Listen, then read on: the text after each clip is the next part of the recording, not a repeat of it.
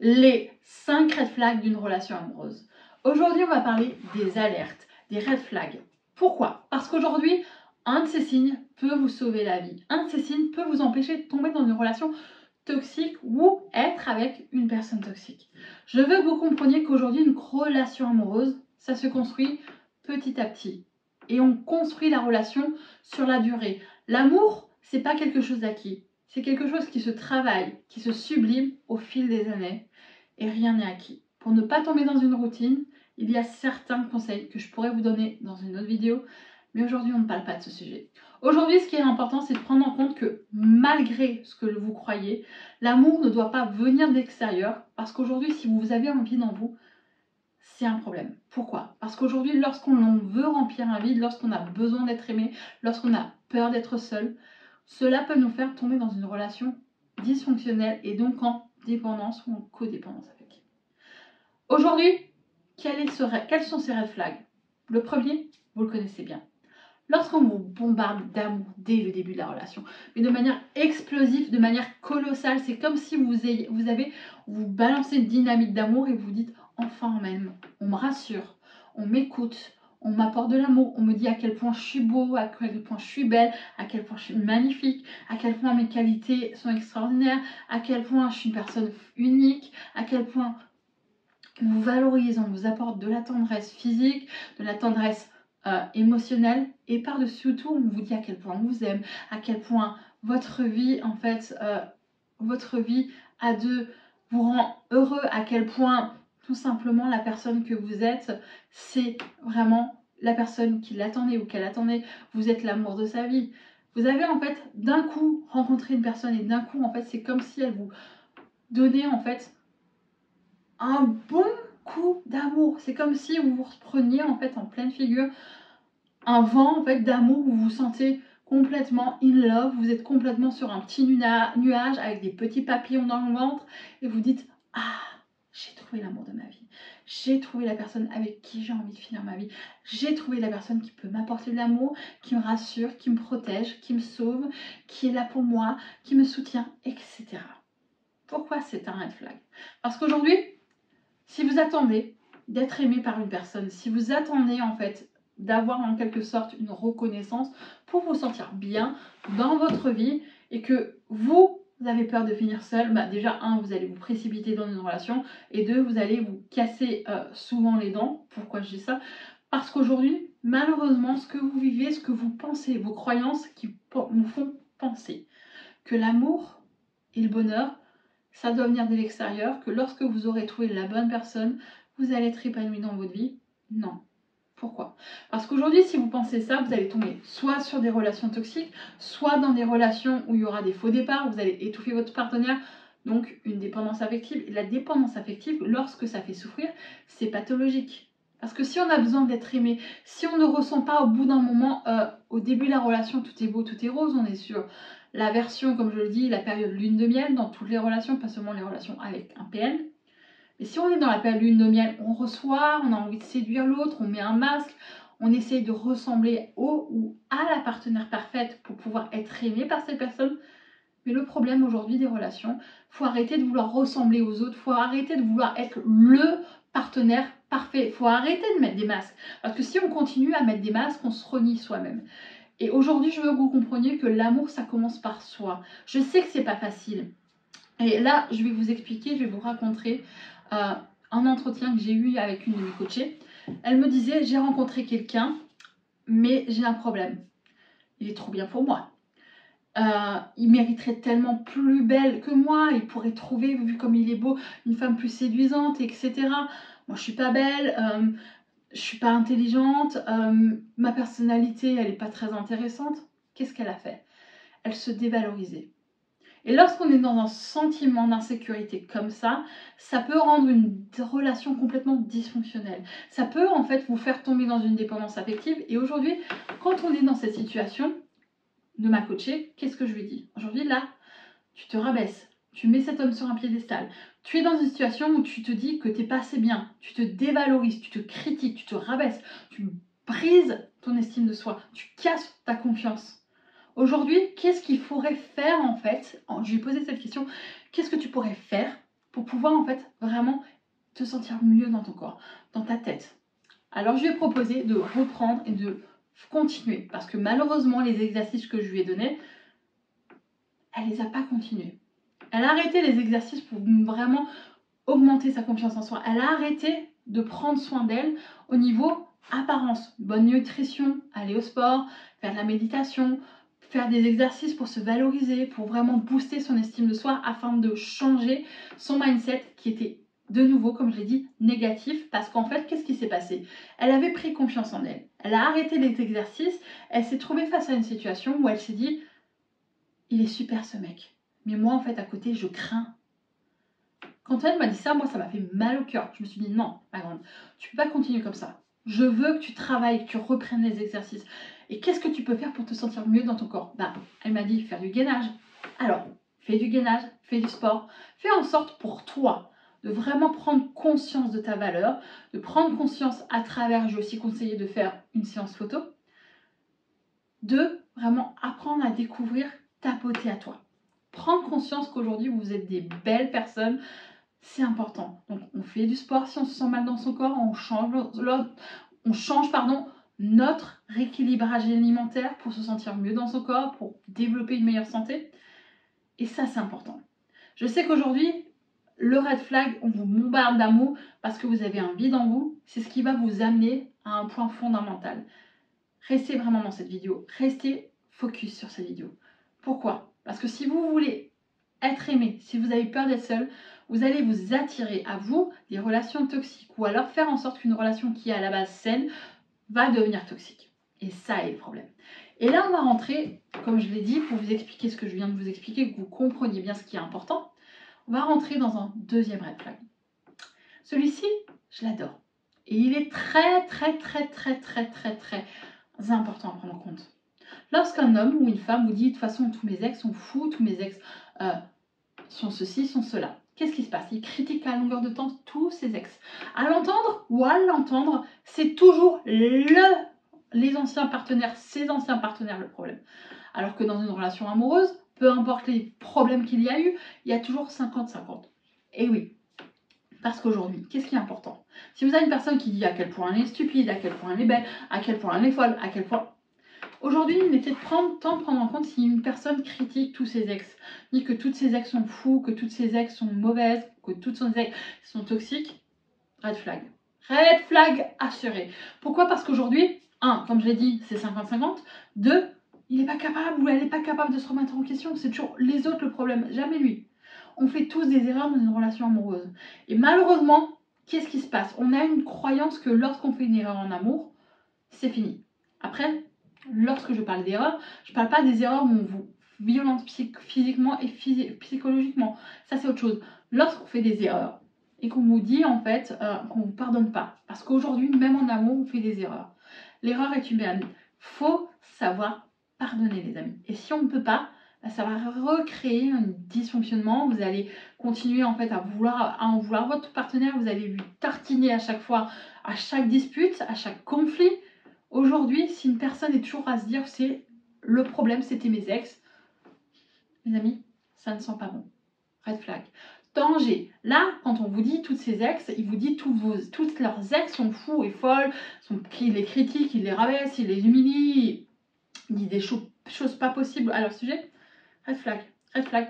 Foutez le camp de rester même pas avec ça. Parce que si une personne n'est pas capable de dire ok, voilà, on s'est séparés, il y a eu de son côté des problèmes, des mauvais comportements, et de mon côté, il y a aussi eu des mauvais comportements, là, on peut dire que la personne est capable de se remettre en question. Parce que si la personne derrière n'est pas capable de se remettre en question, qu'elle dit que tous vos ex, c'est le problème, qu'est-ce qui va se passer dans votre relation? Dès qu'il y aura des conflits, c'est de votre faute. Dès qu'il y aura des problèmes, c'est pas mon problème, c'est toi, tu dois changer.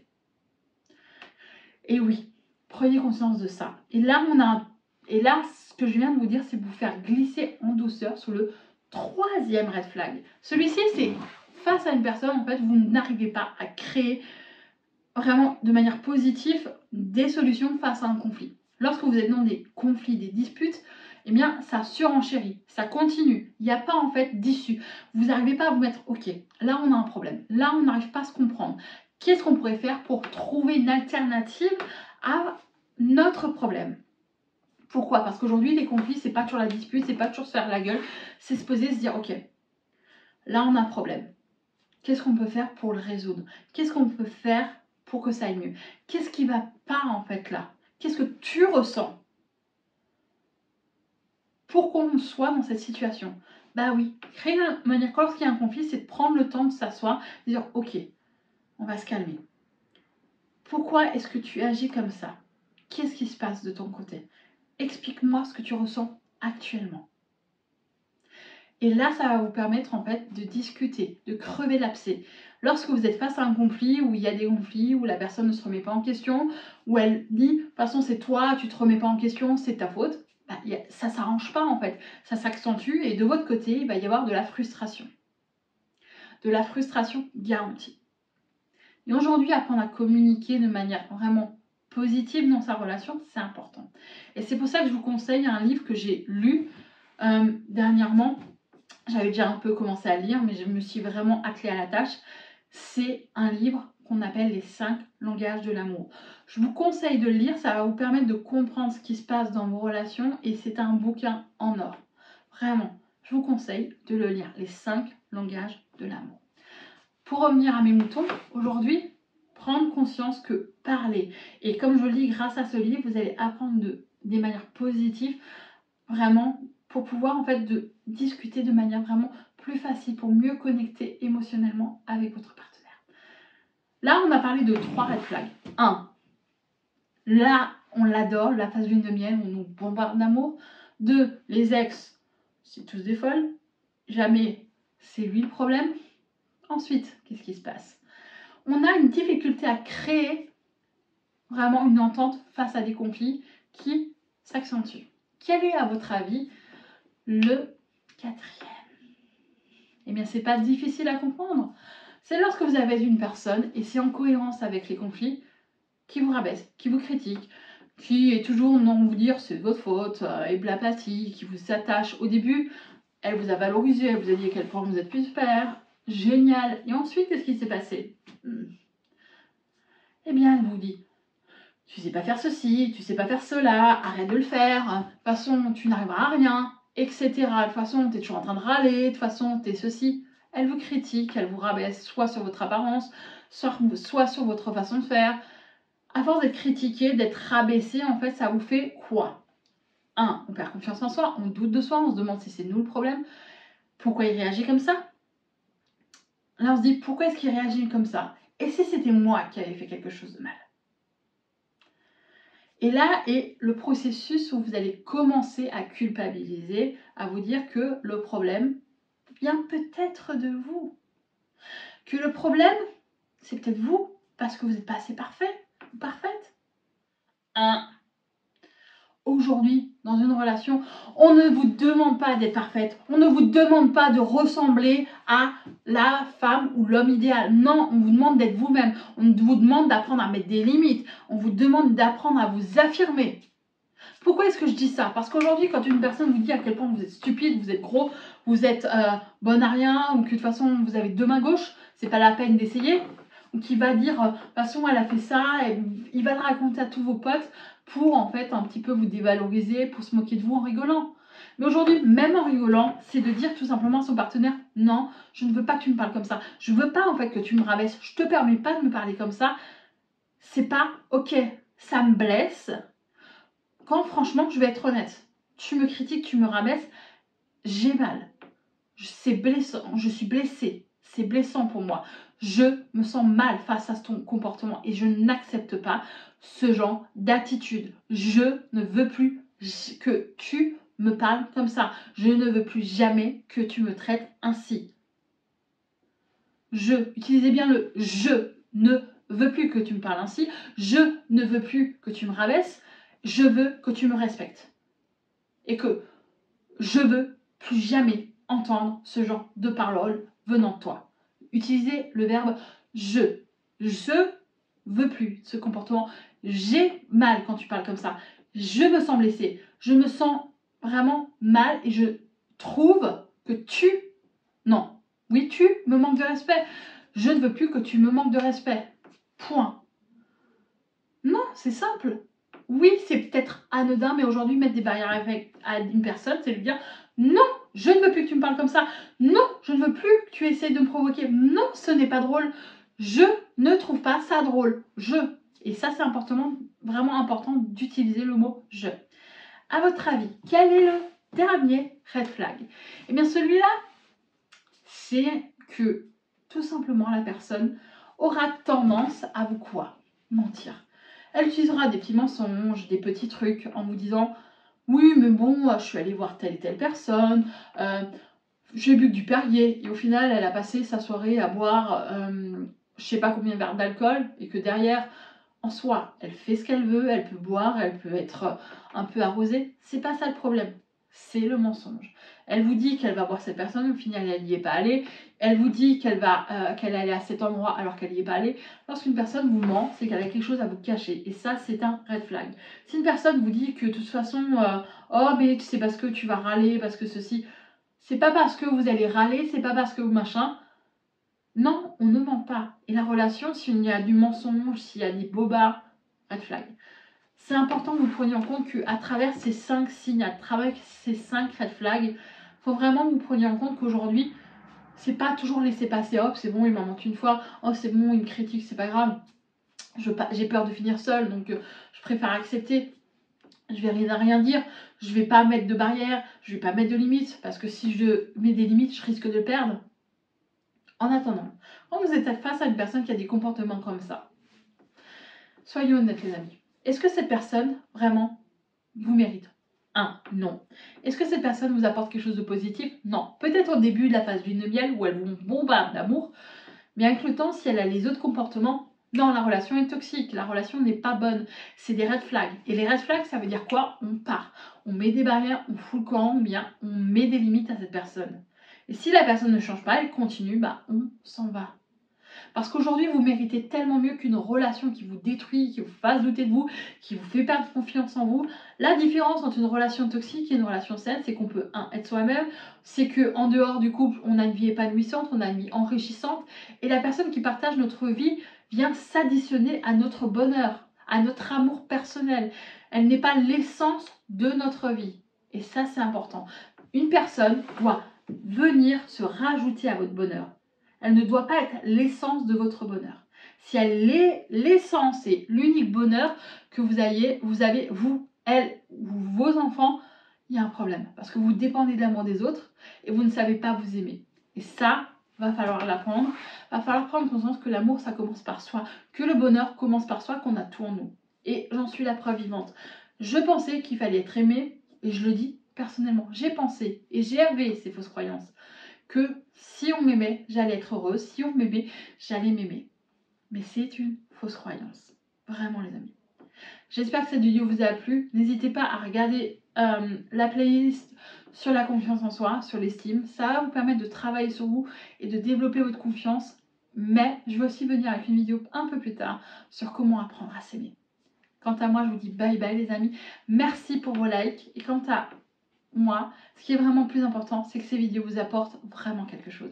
Alors, n'oubliez pas de vous abonner, n'oubliez pas de me laisser ce petit pouce bleu, et à la prochaine les amis.